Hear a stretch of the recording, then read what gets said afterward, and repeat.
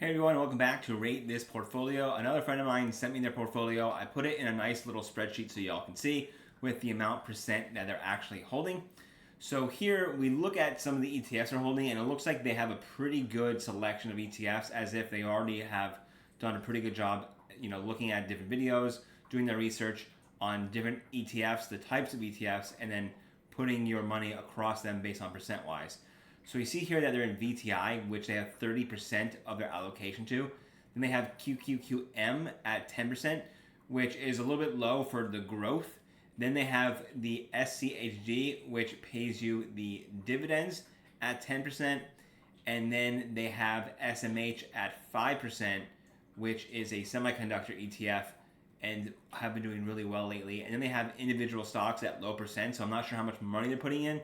But if you have an actively managed fund like Wealthfront, barely any money is going to go to those because they're such a small percent.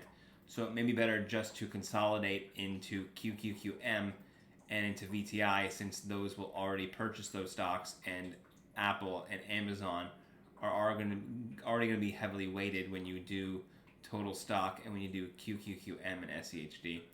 So let's now take a look at each of those holdings.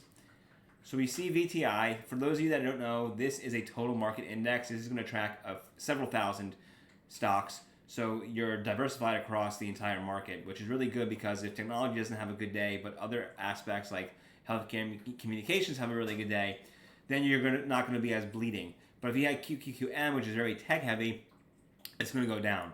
So VTI is good because it has the risk diversification necessary to have a good market year, depending on which sector falls and which doesn't fall. You still have backups for the entire market and across sector. So you see here the 1 year is 16%, meaning you got free money. If you were in the market, you put in $100, you made 16. So for every $100 you put in, you made 16 bucks, which obviously is just free money. And so if you're in the market, the compounding interest is going to be really well with VTI. If that's the only one you wanted and didn't want to have a lot of risk, VTI is a great choice to have. And we see here some of the holdings. 34% of the total holdings are major companies that we all know: Nvidia, Apple, Microsoft, Alphabet, Broadcom. You see Meta, Tesla, and Lilly.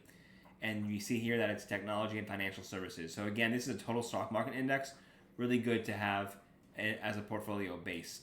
Next, we see QQQM, which for those of you that don't know, basically QQQ, which is tech heavy. This invests in the top 100 NASDAQ. And this is very volatile in times of volatility in the tech industry because it's tech heavy. So it's good to pair with VTI, which is across different sectors.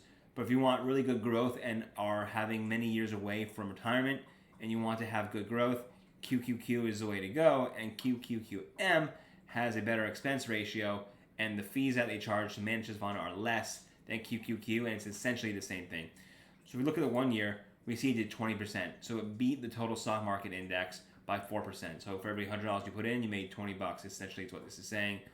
And if we go down, we see here that it's very tech heavy. You see, well, 50% is tech, and it's the same company. So if you want to be more diversified in tech, and you see here it's 9% compared to like, what was it, 2 for VTI. This is a good choice to have to get way more tech heavy and to have really good growth. Next, we see that they're in AVUV, which is a small cap. We see the 1 year was 9%, which small caps do better when inflation is lower. So because they're cutting interest rates, the small caps are probably going to do really well this year. They're already off to a really good start compared to the 6 month, look at even the 5 day, you're up 1%, the 1 month is up 3%. So the small caps have been doing well this year already because the interest rates have been coming down and people are believing that the small tech will be doing good. We see here it's pretty good companies that you all know. We have Macy's, Five and Below. They're popping all over Florida. American Eagle, which is a clothing company. So these are all the small cap companies which do better when the interest rates go lower because they can borrow more money at a less rate to help build a business. We see here financial services and consumers are the highest. So if you want to get into small caps this year, maybe put a small allocation to that if you feel like the small caps will do well. And again, this is AVUV. Next, we have XLF that they're in. This is a financial select sector. We see here that the 1 year did 9%, so it did less than the VTI.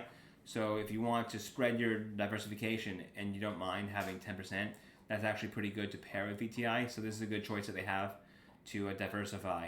And we see here that it's in financial services mostly. And we saw that VTI was kind of a mix of technology and healthcare and consumer services and industrials. So if we look at what they're in, it's in Berkshire, JP Morgan, Visa, MasterCard, Bank of America, Wells Fargo. And this year, depending on volatility in the market, all the banks were reporting their profits in January and February. So this one could be volatile this year. Let's see what the 1 month is. See, we're negative 37%, which is okay. We're only in January. But the 1 year, you're looking at 9%. And over a 5-year period, you're looking at a little more than 10% per year. It's like, what is that, 15? My math is right, a little bit more. So this is the financial sector ETF that they're in. Next, they're in a Vanguard Total International. This is really good to be in. International, I did 30%, let's see. 32%. International, I've been doing really well lately. We know that the global market is changing. We know that there's more globalization and businesses are spreading across the world and trade deals are happening all across the world between every country. And it's expected that international stocks and the emerging market will do well again this year. So this is a really good position to be in with VTI, which is the total stock for the US, and then QQQ, which is mostly going to be American technology companies. And we see here that they're going to be in 2% for Taiwan semiconductors. This is a small percentage, and Taiwan semiconductors have been doing really well. They had really good profits this year. They just reported last week in early January. And we see here other international companies that they're in. We see China and we see Japan, and Hong Kong. We see that financial industrial technology are the ones that it mostly is in. So this is the international index. There's also the emerging markets ETFs, which are really well. That's VWO. Take a look at that if you want. And that did just as well, 30%. Next, they're in SCHD. We see the 1 year is at 3%. The reason why it's so low is because this more pays you monthly or quarterly income. So this is much better to have if you're in a non-taxable account and you're automatically reinvesting. If you're in a taxable account, make sure it's automatically reinvested, but it's going to be counted as income, so you're going to have to report it. So be careful if you want to be in a lower income bracket and you're investing purposely in non-taxable accounts like a 401k at inception when you put into it, and then in the IRA when you put into it, which the gains are actually untaxable as well in your Roth. Be careful not having those, because if you don't have those, again, you're going to be taxed and you're going to be in a different income bracket if your purpose is to be in a lower income bracket. Look at the 5 year. You see it does a little bit less than 10% a year. Like, was it 8 or 7?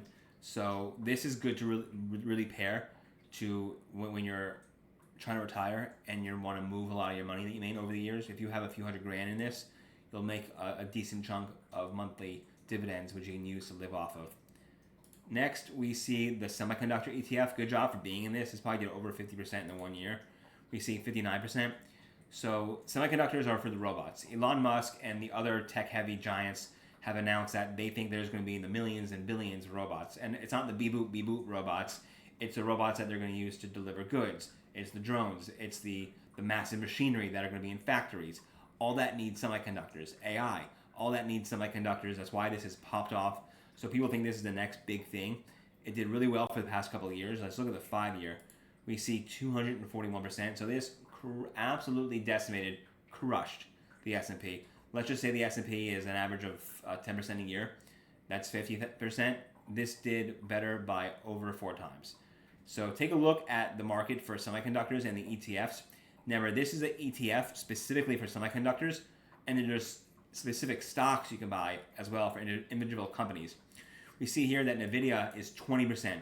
Very, very tech heavy, 100%. Then we have Taiwan Semiconductor. We saw that the total stock market international was only 2%. So you're very heavy into this. So this is very volatile, but also very rewarding in times of upswings in technology and AI. And again, it's going to be very volatile, though, to be in that one. So that was more of a long-term hold, or if you want a nice position and you think it's going to do 50% again, you put it in, take it out if you want to do swing trades like that. So next I want to do the ETF overlap. We're going to do QQQM. We'll just do QQQ because it's the same thing with VTI. So we see that's a 46% weight by overlap, but if you want a lot more tech, then it's good to have both of these, even though there's going to be a pretty good overlap. So maybe if you want to try to do like QQQ or VTI with SMH, sees only a 13%. So SMH is, again, the very only tech, but also specific towards kind of like semiconductors. So we see it's only 13% overlap. So if you want the risk of SMH rather than QQQ, this may be a better pair. Way less diversification, or way more diversification, but way more risk because you're in SMH, which is very volatile. But if you were in VTI and QQQ, if QQQ goes down, you really still have VTI's thousands of other stocks to help you out. Next, we're going to do VTI with SCHD, which is the dividend fund with the total stock market index. We see only 6%, so this is always good to have as a portfolio because this is your income. This is the companies that are not really going to be in VTI, and it's only a 6% overlap by weight. We're not going to have any overlap with the one that was international, so I think that's going to be it for today. And then they were also in, if we go back to our main page, we see the live screen. They were in ARC, which is a Catholic Goods. Been talking about that a lot. And then they're in SoFi, which had a really good year for the past couple of years. Coinbase and Amazon, but again, they're such small percentages, 4%, 3%, 1.5, 1.5, 2%. A lot of these you can already get in VTI, QQQ, and SCHD and SMH. That may be silly to have both, especially because you're already tech heavy in QQQM. But unless you have hundreds of like thousands of dollars, millions of dollars in the investments, these aren't really going to be much. You're going to get such small quantities, especially if you're not buying the shares and you're putting it into a market that you have automatic rebalance on, and it has to keep a specific balance. It'll probably barely ever buy these for you. So maybe better to move it. So I get this, this is a good B portfolio because it is diversified, but it does have some stocks here that may be overlapping with these stocks. So thank you for sending this to me. If you want to send it to me, read my bio. You'll see my email in the description. It's literally just relentlessreturns@gmail.com. Send me yours, and I am signing off. Have a great rest of your weekend. Enjoy Monday.